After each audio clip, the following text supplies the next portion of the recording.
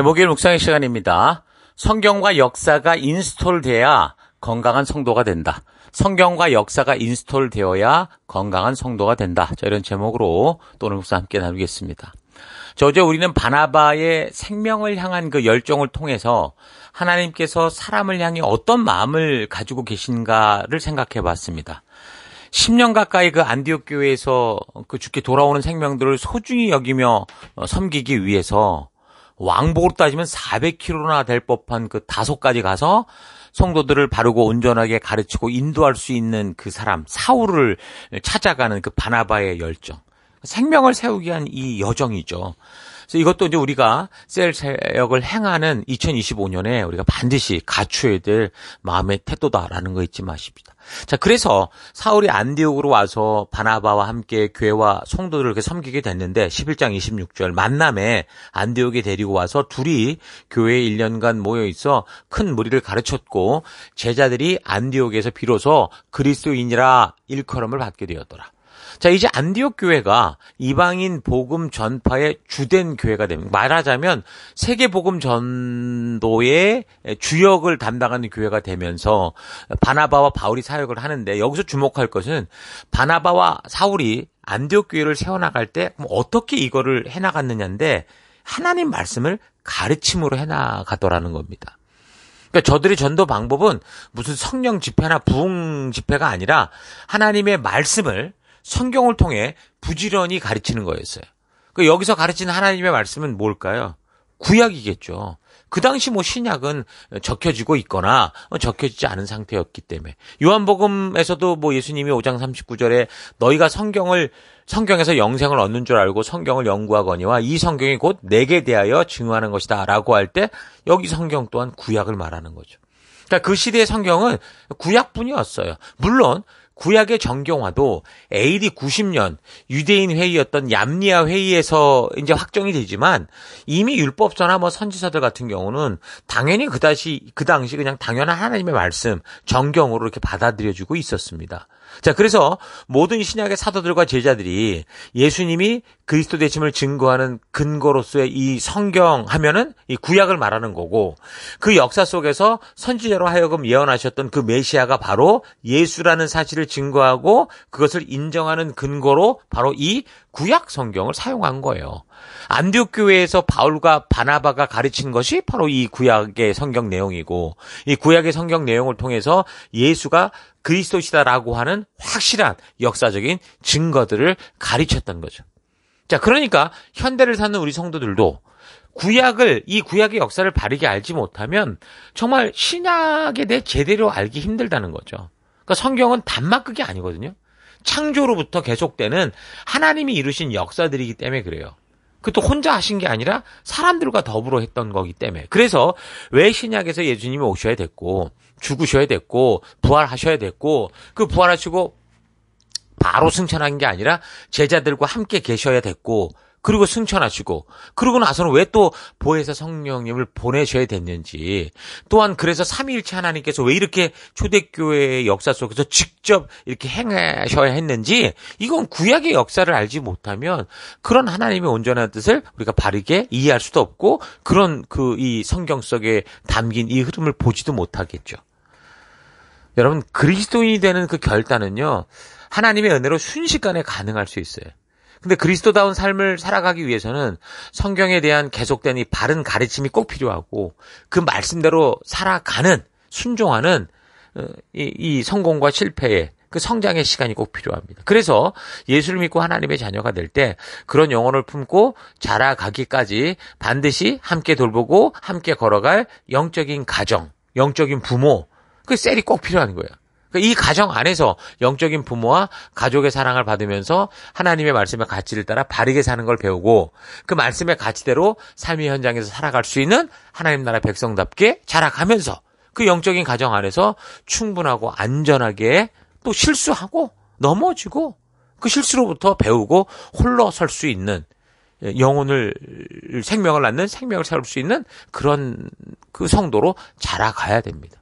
그래서 하나님께서는 언약을 맺은 백성들에게 믿음의 공동체, 하나님의 영적인 가정인 셀로 모이게 하시고 그 공동체 안에서 영적인 리더, 그러니까 부모, 영적인 부모를 통해서 안전하게 보호받으면서 실수도 하고 실패도 하고 성공도 하고 바르게 교육받아서 충분히 그리스도의 장성한 분량에 이르도록 성장케 하시는 거죠.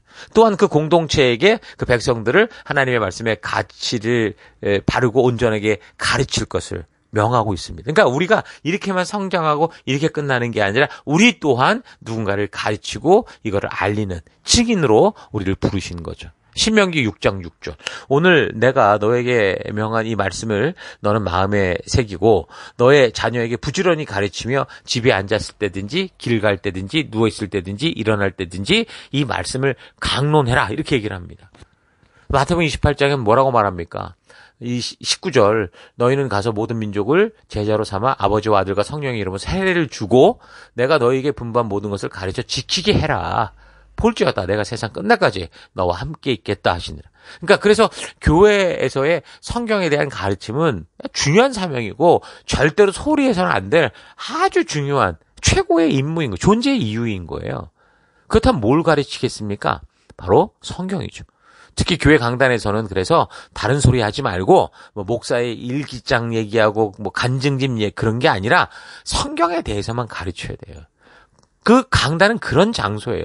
그래서 구약의 창세기의 구약 창세기의 그 창조로부터 계시록 그 새하늘 새 땅이 임하겠다고 약속한 그 계시록의 사건까지 하나님이 사람을 어떻게 사랑하고 계신지에 대한 이 하나님의 역사를 분명하게 보이고 가르치고 또 가르쳐야 돼요. 그래서 성도들은 성경은 창조로부터 시작해서 마지막 새하늘 새 땅이 임하는 데까지 이 성경의 역사를 따라 바르게 배워야 됩니다. 이것이 성경이 말씀하는 성도 여러분의 도리예요. 가장 첫 번째 행할 바예요.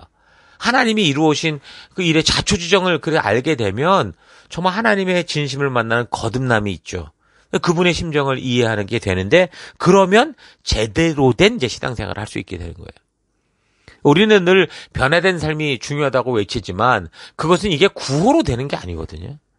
뭐 집회 모아놓고 사람들을 막 그냥 불 꺼놓고 기도하게 만들고 이래가지고 뭔가 이렇게 몰입하게 해서 되는 게 아니에요. 성도들이 말씀을 통해서 진리의 성령 하나님의 인도를 받아 그 하나님의 진실한 뜻이 무엇인지 하나님의 진정한 마음을 만나게 될 때 그래서 그 가치에 따라 그 이제 살아가고자 할 때 그런 게 막 복합적으로 일어날 때 막 하나님의 진심을 만나는 거듭남이 가능한 거죠. 그때는 성경 역사 속에서 모든 증인들이 그 사실을 보여주듯이 진실하게 우러나온 마음으로 두려움 없이 전하고자 하는 그런 변화된 삶, 증인된 삶을 살게 돼 있어요. 그러니까 하나님이 찾으시는 사람이 되기 위해서 하나님의 진실한 마음과 역사가 담긴 이 성경 하나로 이 성경과 교회와 성도는 너무 충분하다라는 걸 잊지 마시고 우리 교회 안에서 성경으로 충분한 그런 교회를 세워가길 바라고 그래서 성경만 가르치고 성경만을 배워가는 그런 우리가 될 수 있기를 바랍니다. 자, 그렇게 성경을 배우고 바르게 하나님 만나게 될 때 안디옥 교회의 성도들이 변화됐고 그래서 세상은 비로소 그때부터 그들을 그리스도인이다 이렇게 부를 정도가 됐다라고 기록하고 있습니다. 자, 이제 11장에 또 다른 사건이 또 나오는데요. 27절. 그때 선지자들이 예루살렘에서 안디옥에 이르니 그 중에 아가보라 하는 한 사람이 일어나 성령으로 말하되 천하에 큰 흉년이 들리라 하더니 글라우디오 때에 그렇게 되리라. 그러니까 여기서 글라우디오는 AD 41년에서 54년까지 로마를 통치했던 클라우디우스 황제를 말합니다. 그 유명한 네로 황제의 바로 아버지죠. 양아버지. 유대인들을 로마로부터 추방했던 사람이기도 한데 이 시기에 이제 큰 흉년이 들 거라고 그랬어요.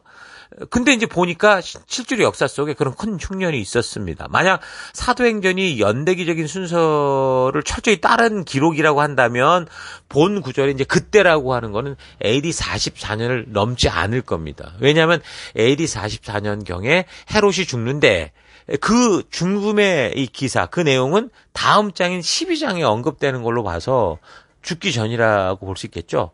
자, 그러니까 여기서 흉년은 AD 44년 이전 어느 때라고 볼 수 있고요. 그리고 이제 천하의 큰 흉년이 될 거다 그랬는데 이거는 온 세계를 다 말하는 게 아니고요. 역사적으로 볼 때 팔레스틴 지역에 이제 있었던 극심한 이 흉년을 말합니다. 그래서 안디옥 교회가 예루살렘 교회에 그래서 구제 헌금을 한 것으로 봐서도 그 성경적인 근거로 우리가 충분히 알 수 있죠. 자, 그리고 여기서 자꾸 선지자 이런 얘기가 나오는데 아니 구약에서나 언급되는 선지자가 왜 여기 등장하냐 이렇게 생각을 할 수 있지만 시기를 좀 잘 역사적으로 이렇게 분별해 보면 지금 이때는요 신약 성경이 완성된 시기가 아니잖아요. 그래서 그래요. 다시 말해서 계시가 완성되지 않았기 때문에 선지자라는 직분이 있는 건데 성경 66권이 이제 완전하게 확정되어지면서 이제는 계시가 다 완성됐기 때문에 성경이 완성된 이후 시대를 살아가는 성도들에게 선지자라는 직분은 더 이상 필요하지 않습니다. 그러나 선지자적인 사역은 필요하겠죠. 구약에서 보는 선지자적인 사역이 뭡니까? 그들이 와서 했던 게 뭐예요? 그 시대 사람들이 잘못된 길을 갈 때 하나님의 계시, 하나님의 명령, 그 말씀을 따라 그 시대의 왕이 됐던 어떤 사람들이 됐던 그 잘못을 지적하고 바르게 세워가는 게 선지자의 역할이었죠. 그러니까 신약 시대의 선지자적 사역이란 그러니까 교회나 성도 또는 그 사회가 잘못돼 갈 때 하나님의 말씀인 이 기록된 성경을 통해서 잘못된 것을 깨닫게 하는 거. 이거 이 선지적인 사역이라고 볼 수 있겠죠. 이거는 꾸준히 이어지는 겁니다. 자, 그러니까 이런 선지자적 사역은 있을 수 있지만 무슨 자기가 뭐 기도하면 직통 계시를 받는다느니 뭐 하나님이 뭐라 그랬다느니 뭐 이런 식으로 구약 선지자와 같은 일은 있을 수 없기 때문에 예언자 학교니 하면서 뭐 이런 짓거리 자꾸 시키는 거 정말 잘못된 겁니다. 지금 이 시대에도 끊임없이 계속 누군가를 통해서 저 사람만 이 사람 저 사람 통해서 하나님이 그렇게 말하시고 계시하신다면 그 뭐 성경을 왜 봐요? 이거 볼 필요 없죠. 보지도 않고 마치 점치는 것 같은 미신적이고 신비로운 그런 일에만 매달릴 거예요. 저 기도원으로 다 몰려가고 전부 다 그러겠죠. 자, 그래서 지난주도 말했지만 성령 하나님께서 우리에게 주신 최고의 축복은 뭐냐? 바로 하나님의 마음을 기록해 주셨다. 성경으로 확증해 주셨다라는 거예요. 영원토록 변치 않는 그 기준을 주시는 거예요. 만약에 그렇지 않았다면 교회라는 곳은 마치 마귀가 장난하기에 가장 좋은 미아리 점집처럼 돼서 뭐 신비적 운동이니 예언자 학교니 하는 그러니까 진리를 혼란케 하는 그 일에 빠져서 교회를 완전히 종교 집단, 미신 종교 집단으로 빠뜨리고 말았을 겁니다. 2000년 동안 교회가 변함없이 이렇게 있을 수 있었던 것은 변치 않는 기록, 그 성경이 있었기 때문이에요. 이런 사실 잊지 마시고 성경이라는 축복된 선물을 받고 그 말씀을 맡은 성도답게 하나님의 역사가 담긴 이 성경을 통해 하나님의 진실한 뜻을 알고 하나님 나라 백성답게 살아가는 우리가 되기를 바랍니다. 자, 오늘 본문에서 선지자들이 예언했던 흉년에 대한 것은 역사적으로도 이제 성취된 것을 찾을 수 있는데 성경적으로도 아까 확인이 가능하다고 했던 게 11장 29절 제자들이 각각 그 힘되는 대로 유대에 사는 형제들에게 부조를 보내기로 작정했다. 이렇게 얘기를 하거든요. 그러니까 예루살렘은 어떤 도시입니까? 일반 도시와 다른 종교 도시였죠. 정치 도시였어요. 그러니까 예루살렘 교회가 유대교회에 의해서 완전히 사회적인 왕따가 돼서 그 안에 있는 성도들이 뭐 경제생활조차 힘들 수밖에 없었는데 근데 거기에 흉년까지 드니까 이게 외부의 도움이 아니고서는 성도들이 살 수 없을 정도였기 때문에 이런 사실을 알고 있는 사람들, 그러니까 제자들이나 사도 바울 같은 사람, 이 사람들이 전도를 위해서 가는 지역마다 구제 헌금을 모았어요. 그래서 그걸 전부 예루살렘 교회로 보냈던 겁니다. 자, 이런 사실을 볼 때 성경에 기록된 예언자들의 경고처럼 그런 흉년의 일이 사실적으로 벌어졌다라는 걸 알 수 있죠. 자, 그래서 이런 기록들이 말해주고자 하는 것은 이런 역사들이 마치 사람들에 의해 주도되는 것처럼 보이지만 이 초대교회가 그렇게 보이지만 그러나 그게 아니라 하나님의 주권에 의해 그 뜻이 이루어지고 있다라는 것을 보여주고 있는 거죠. 그래서 하나님께서 말씀하신 길 외에 다른 길로 가는 모든 사람과 역사는 결국 영원히 사라지고 말 것이고 오직 주의 말씀 따라 그 인도하는 길로 나아가는 사람들만이 이 영원한 생명의 삶을 살게 된다라는 것을 알게 하는 겁니다. 여러분, 하나님의 뜻은 변함없이 흘러가고 있는데 그 뜻에 거스리고 반대하는 이들은 다 사라져가고 주님의 뜻만이 영원한 것을 보여주는 거죠. 하나님하고 저기서 만나지고 그랬으면 저기로 가야 보지 여기로 가면 보입니까? 아니라는 거죠. 그래서 이 시대를 살아가고 있는 성도인 우리는 이 하나님의 말씀, 약속의 소중함을 알고 부지런히 그 성경이 보여주는 역사적 사실들을 통해 바른 생명의 길, 약속의 길로 나아가는 그런 지혜를 가져야 돼요. 그러니까 말씀으로 참된 지혜를 얻는 여러분 되기를 바랍니다.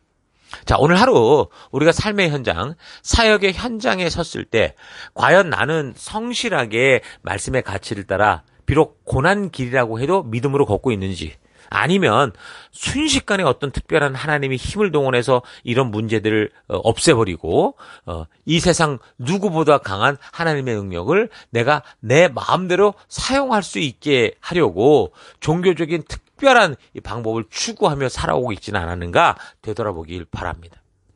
본문을 통해 볼 때 그 능력의 사람들, 그러니까 바나바와 바울도 하나님께서 그의 능력으로 헬라인들조차 변화시켜 교회가 되게 하실 때 그런 하나님의 능력을 흉내내는 집회를 한 게 아니고 성도들을 1년간 부지런히 성경과 역사를 통해 가르치며 하나님의 진심을 전하는 사명을 감당했던 거죠. 그 10년간 바나바의 눈물 어린 섬김이 안디옥 교회가 존재할 수 있었던 이유였는데 그 섬김의 말씀을 다르게 가르치니 단지 교회로 모이는 정도가 아니라 세상으로부터 그리스도인이라고 별칭을 드릴 정도가 된 거예요. 11장 26절 제자들은 안디옥에서 처음으로 그리스도인이라고 불렀다. 그러니까 그리스도인이라는 말이 사실 세상이 조롱하려고 그런 별명을 붙였든 아니면 저들의 삶이, 이 그리스도인들의 삶이 참으로 세상과 다른 어떤 존경의 의미로 붙였든 어떤 이유로든 분명한 건 뭡니까? 저들이 분명 세상의 사람들과는 확연히 다른 거룩하게 구별된다는 삶을 사는 존재가 됐다라는 거죠. 구별된 존재. 다시 말해서 거룩한 하나님의 사람들이 됐다라는 증거가 돼요. 그래서 하나님의 나라가 진정으로 이루어지더라는 거죠. 그래서 말씀의 가치가 심어지고 그 말씀의 가치를 따라 살아가는 삶의 결과가 바로 이런 열매를 맺을 수 있게 되는 겁니다. 여러분, 그러므로 신비한 역사와 어떤 초월들을 바라기보다 말씀과 순종의 삶을 통해서 우리 성령 하나님께서 충분히 사람들을 설득하실 수 있도록 성경을 바르게 배우고 우리가 알게 된 그 하나님의 진실한 뜻을 부지런하고 성실하게 가르치는 우리가 되기 바랍니다. 우리가 성경을 통해 하나님의 진심을 알고 그 하늘 백성의 가치를 따라 말씀대로 살아가며 충실할 때 성령 하나님께서 기적과 표적으로 우리의 증거가 참되다는 것을 직접 증거하실 겁니다. 신비한 거는 성령이 하실 일이나 우리가 이 기적과 표적 같은 것은 이 신비한 이런 일들은 성령이 하실 거니까 우리가 기대할 바가 아니고요. 오직 우리는 충성, 그러니까 말씀대로 살아내는 순종이 필요하다라는 거 절대로 잊지 마십시다. 이 역사는 그냥 흘러가지 않습니다. 비록 사탄의 농간이 있고 사람들의 그릇된 선택으로 바르게 흘러가지 못하고 꼬이게 돼도 오직 주님의 뜻은 영원할 것이고 그 뜻대로 이 세상의 마지막은 다가올 겁니다. 그러므로 남보다 조금 더 가졌다고 하나님을 탓하는 그런 인생이 아니라 우리가 가진 것으로 함께 나누며 섬기고 세워가는 정말 진정한 빛된 백성답게 살아가는 여러분 될 수 있기를 주의 이름으로 축원합니다. 자, 오늘 하루도 힘내십시오. 기도하겠습니다. 하나님은 우리와 인격적 관계를 원하시는데 우리는 자꾸 하나님을 신비함으로만 동원하려고 했던 것, 이런 잘못된 태도 회개합니다. 하나님의 진심이 담긴 성경만을 가르치기 원하고 교회에서 다른 게 아니라 성경 안에 담겨진 하나님께서 사람을 사랑하시는 그 역사를 바르게 배우기 원합니다. 세상의 역사가 너무 복잡하게 흘러간다고 해도 오직 주님의 뜻만이 영원할 것을 믿음으로 주님이 우리에게 주신 진리의 말씀을 가지고 우리를 진리로 인도하시는 성령과 함께 말씀 따라 동행하는 믿음의 길을 걷기 원합니다. 하나님, 성경에 담긴 하나님의 말씀이 새 언약의 성취와 같이 우리 가슴속에 인스톨이 돼야 진정한 하나님 나라를 이루는 백성이 될 수 있다는 거 잊지 않고 오늘도 부지런히 하나님의 말씀을 가슴에 새기고 마음에 새기는 귀한 하루 걷기 원합니다. 2025년 되기 원합니다. 그 길을 함께 하시는 하나님 감사드리고 예수님 이름으로 기도했습니다. 아멘.